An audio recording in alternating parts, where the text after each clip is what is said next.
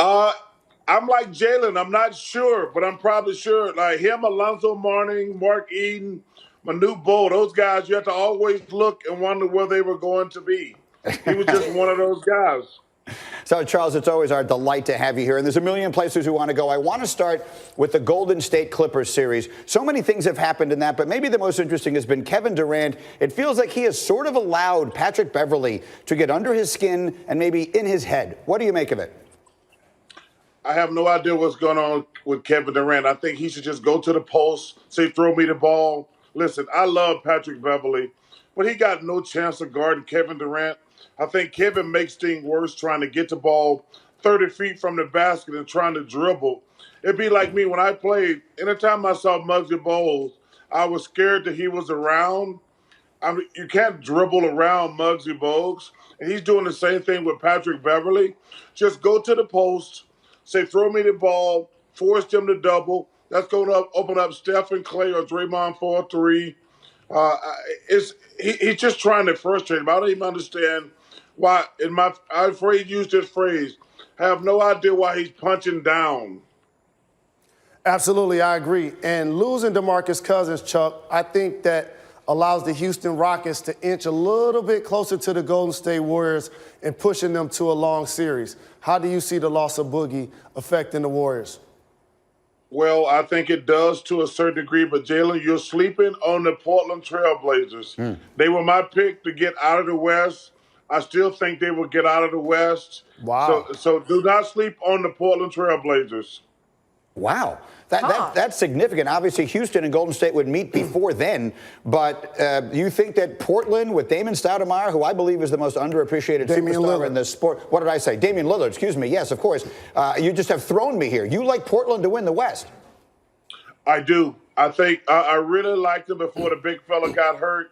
But I think the addition of Enes Kanter and Rodney Hood to go with McCallum and Lillard, I think they've been the most underrated team in the NBA all year. I'm going with the Portland Trail Blazers to win the West. Wow. Wow.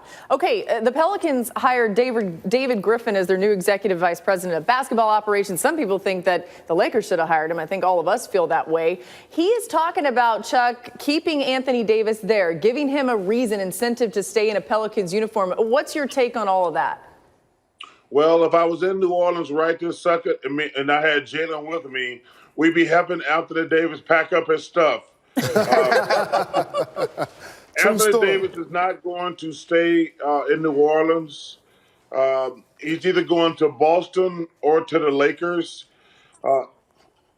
It's just not a good situation, and he's got to get traded. That's plain and simple.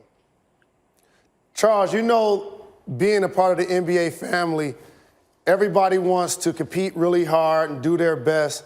But I had a problem with how Ben Simmons and Joel Embiid handled the post-game conference, and they were snickering and laughing about the elbow to Jarrett Allen's head, which could have really been a fatal blow.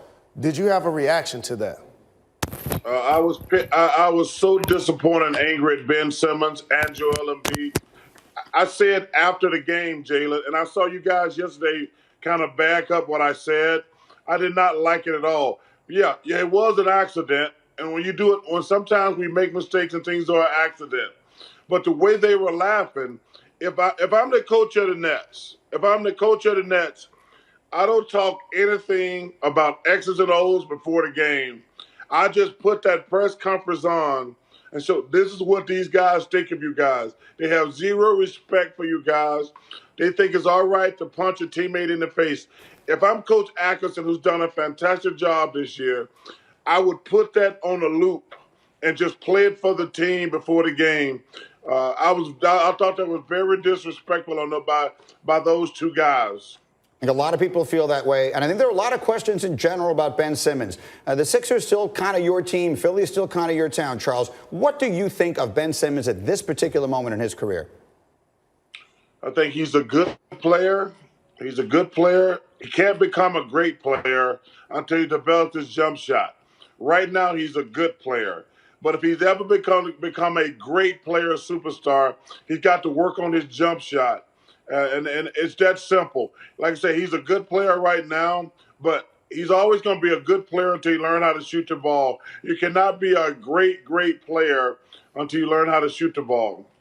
All right, and Charles, while we have you here, I wanted to ask you about this. And it's funny, we live in a world now where these things go by so quickly. It feels like Tiger Woods winning the Masters was a very long time ago. It was actually 4 days ago. But that's someone that you obviously have known so well over the years, and you're well aware of all the things that have happened in his life. I'm curious to hear your thoughts and your emotions as you watched what Tiger Woods did over the last weekend.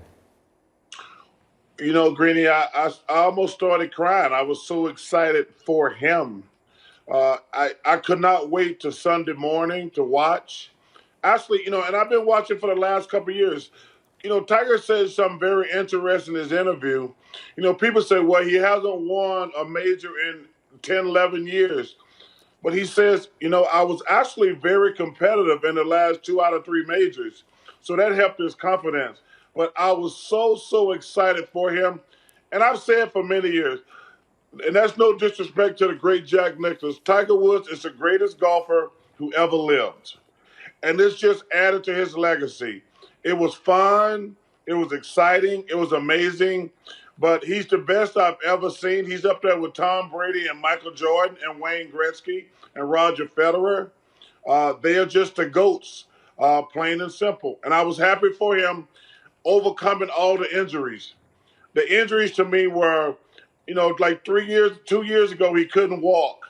For him to win the Masters, I just thought it was one of the greatest comebacks in sports history.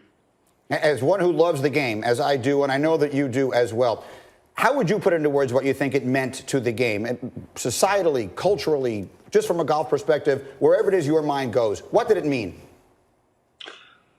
Well, I don't even know if you can put it into words because words don't do it justice. I think that 99.9% of people walking the planet thought Tiger would never win another major because, number one, the injuries, but number two, because all these young guys that he inspired. And for me, I was just excited to see him have